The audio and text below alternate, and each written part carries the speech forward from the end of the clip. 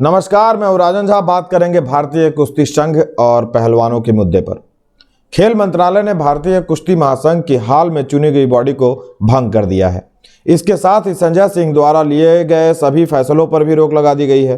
खेल मंत्रालय ने अगले आदेश तक किसी भी तरह की गतिविधि पर रोक लगा दी है।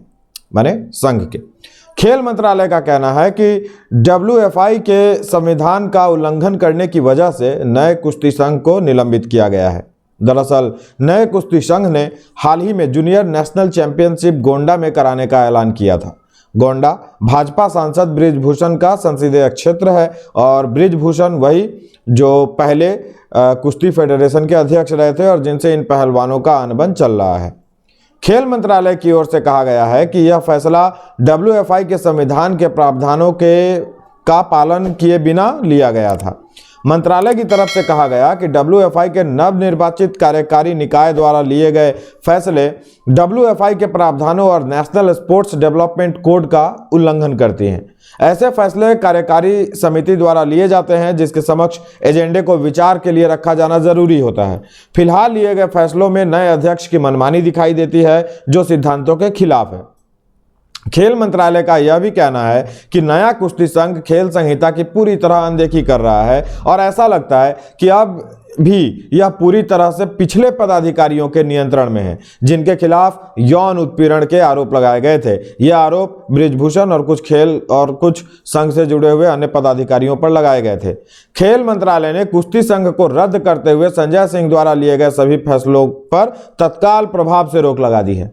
जहां तक WFI के चुनाव की बात है तो इसमें संजय सिंह को जीत मिली थी। उन्हें कुल 47 में से 40 वोट प्राप्त हुए थे। संजय सिंह को WFI के पूर्व अध्यक्ष बृजभूषण शरण सिंह का सहयोगी माना जाता है, इसलिए संजय सिंह के अध्यक्ष बनने का साक्षी मलिक और बजरंग पुनिया विरोध कर रहे थे। विरोध के बाद मीडिया के सामने रोते हुए साक्षी मलिक ने कुश्ती से संन्यास लेने की घोषणा कर दी थी। बजरंग पुनिया ने PMO के पास सड़क पर अपना पद्म सम्मान रख दिया था। कुछ ही देर के बाद दोनों पहलवान प्रियंका गांधी के साथ नजर आए थे जिससे सोशल मीडिया पर एक बहस छिड़ गई। हालांकि यह बहस आज की नहीं बल्कि साल भर पुरानी है। बात जनवरी 2023 की है। भारतीय कुश्ती संघ के अध्यक्ष बृजभूषण शरण सिंह पर कुछ पहलवानों ने यौन शोषण और पक्षपातपूर्ण व्यवहार का आरोप लगाते हुए धरना देना शुरू किया था। धरने पर बैठे पहलवानों में विनेश फोगाट, साक्षी मलिक और बजरंग पुनिया जैसे पहलवान थे जिन्हें लोग जानते थे क्योंकि विश्व स्तरीय प्रतियोगिताओं में उन्होंने मेडल प्राप्त किए थे। पहलवान किसी भी कीमत पर बृजभूषण सिंह को उनकी कुर्सी से हटाना चाहते थे। उनका आरोप था कि कुश्ती महासंघ के अध्यक्ष महिला पहलवानों का यौन शोषण करते हैं। 18 जनवरी 2023 को विनेश फोगाट पत्रकारों को संबोधित करती हैं और कहती हैं कि वे 10-20 लड़कियों को यानी महिला पहलवानों को जानती हैं जिनका यौन उत्पीड़न हुआ है। वो दावा करती हैं कि उनके पास सबूत हैं। पूरे देश ने पहलवानों की भावना समझी। खुद खेल मंत्री अनुराग ठाकुर ने पहलवानों से भेंट की और आश्वासन दिया कि मामले की जांच होगी और दोषियों को सजा मिलेगी। याद रहे, इस बीच किसी ने बृजभूषण या कुश्ती महासंघ के किसी भी अधिकारी के खिलाफ एक FIR तक दर्ज नहीं कराई थी। पहलवान चाहते थे कि क्योंकि वे सड़क पर उतरे हुए हैं तो मामले में कोर्ट संज्ञान ले, जांच के आदेश दे और बृजभूषण को गिरफ्तार कर लिया जाए। इस बीच मीडिया कर्मी बृजभूषण के पास पहुंचे और उनका पक्ष जानना चाहा। बृजभूषण का कहना था कि उन पर लगे आरोप झूठे हैं, किसी के पास कोई साक्ष्य नहीं है, आरोप निराधार हैं। जब उनसे पूछा गया कि ये आरोप क्यों लगे तो उन्होंने कहा कि फेडरेशन ने नए नियम बनाए थे जिसके तहत बड़े प्रतियोगिताओं में शामिल होने के लिए विख्यात खिलाड़ी या बड़े अंतर्राष्ट्रीय स्तर पर मेडल प्राप्त खिलाड़ियों को भी ट्रायल प्रक्रिया से गुजरना था। खासकर ओलंपिक जैसे खेलों में हिस्सा लेने के पहले ओलंपिक कोटा हासिल करने वाले खिलाड़ियों को भी ट्रायल में शामिल होने के लिए कहा गया था। मतलब ऐसे खिलाड़ियों को भी जो पूर्व में ओलंपिक कोटा हासिल कर चुके थे, उनको कहा गया कि अगर फिर से आपको ओलंपिक में जाना है तो आपको वो क्वालिफाइंग राउंड खेलना पड़ेगा। इससे नए टैलेंटेड लोगों को भी अपनी प्रतिभा के प्रदर्शन करने का बराबर मौका मिलता। आंदोलन कर रहे खिलाड़ियों को इन नियमों से आपत्ति थी। वे इसे मानने को तैयार नहीं थे।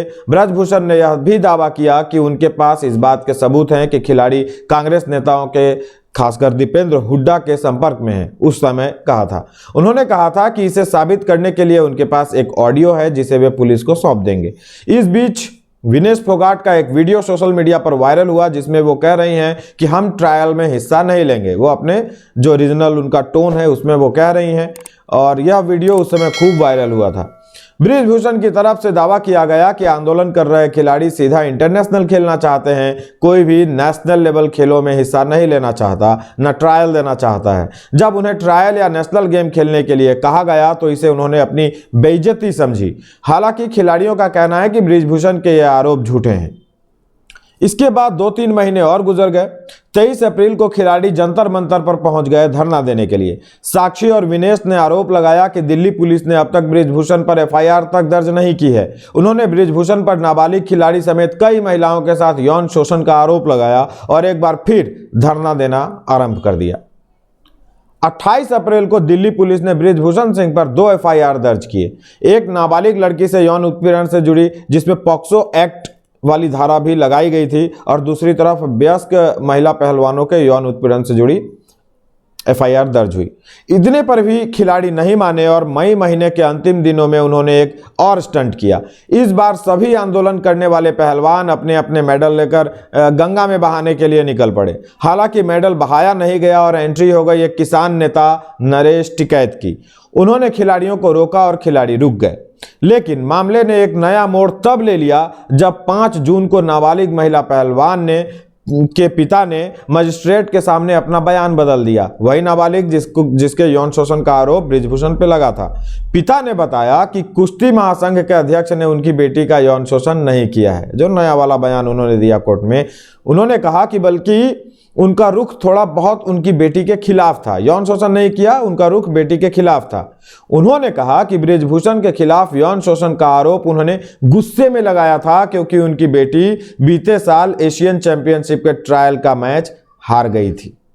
तो उन्होंने एक तरीके से कहा कि उन्होंने पक्षपात किया होगा, लेकिन यौन शोषण वाली बात वहां पे निराधार रही। मामला अब भी कोर्ट में है, परंतु आंदोलन कर रहे खिलाड़ी ज्यादा जल्दी में हैं। हो सकता है बृजभूषण सिंह पर लगाए गए आरोप सही साबित हों।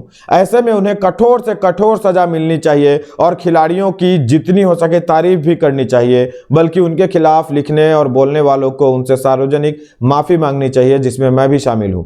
लेकिन यदि ऐसा नहीं हुआ तो खिलाड़ियों को क्या करना चाहिए? उन्होंने देश की प्रतिष्ठा दांव पर लगाई। उन्होंने नए खिलाड़ियों के करियर को दांव पे लगाया, सिर्फ अपनी एक जिद और राजनीतिक महत्वाकांक्षा के कारण राजनीतिक बड़े नेताओं की कठपुतली बनकर।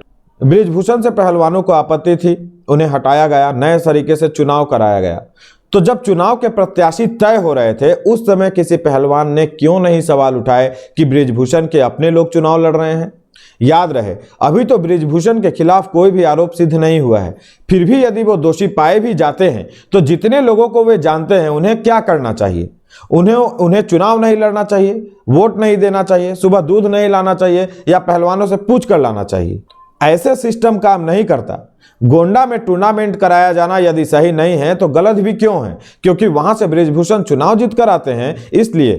तो क्या पहले वहां कभी कोई टूर्नामेंट आयोजित नहीं हुआ? इसकी भी जांच करा ली जानी चाहिए। अभी उन्हें दोषी तो साबित हो जाने दीजिए। पहले ही आरोपी को गुनहगार बना दिया गया है, ऐसा लगता है। कुछ दिन पहले तक वे बड़े अच्छे थे, उनकी शान में कसीदे पढ़े जा रहे थे। यही साक्षी मलिक जो उस दिन आंसू बहा रही थी, एनडीटीवी को बाइट दे रही हैं, जो वायरल हो रहा है आजकल वीडियो। लोग नहीं समझते क्या? अचानक कैसे बुरे हो गए वो? इसका जवाब दो ना। नाबालिग के पिता ने एफआईआर वापस लिया था ना, आ जाने देते कोर्ट का फैसला। चलिए, बहरहाल जगदीप धनखड़ ने जो जाट कार्ड खेला था उसका काट तो आ ही गया एक तरीके से। देखते हैं आगे अब क्या होता है। सुनने के लिए आपका आभार। मिलेंगे अन्य किसी मुद्दे के साथ। धन्यवाद।